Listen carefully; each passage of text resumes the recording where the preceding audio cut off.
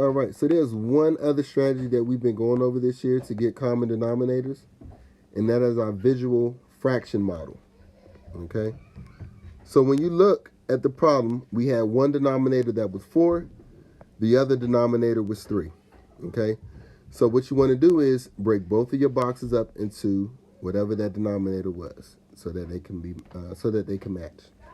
So I have 4 parts here, and then we have 3 parts here. And now, once again, this is a strategy that we went over with a lot of our students that were struggling with their multiplication facts. Very simple strategy in order to get our common denominators.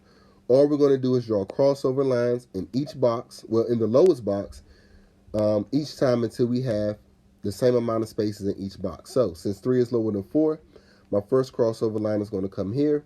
So now instead of having 3 spaces, we now have 6 spaces. 6 is greater than 4, so now we have to draw a crossover line in our lower box of 4. And now instead of having 4 spaces, we have 8 spaces. All right? Repeat. 6 is lower than 8, so we're going to draw a crossover line here. And now we have 9 spaces.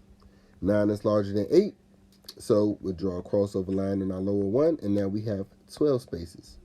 All right? And then we'll come over here, since 9 is lower than 12, draw a crossover line, and now we have 3, 6, 9, 12 spaces as well. Now our common denominator is 12. And then, of course, we would do the same thing. How many times did we skip count by 4, or how many times did we have to draw crossover lines in order to get 12? Well, we had 1, 2, 3. So that means if my denominator was 4, I would have multiplied by 3. And whatever my numerator was, I would multiply by the same thing. Then we come over here. Our denominator started off as 3. How many times did we count by 3? 1, 2, 3, 4.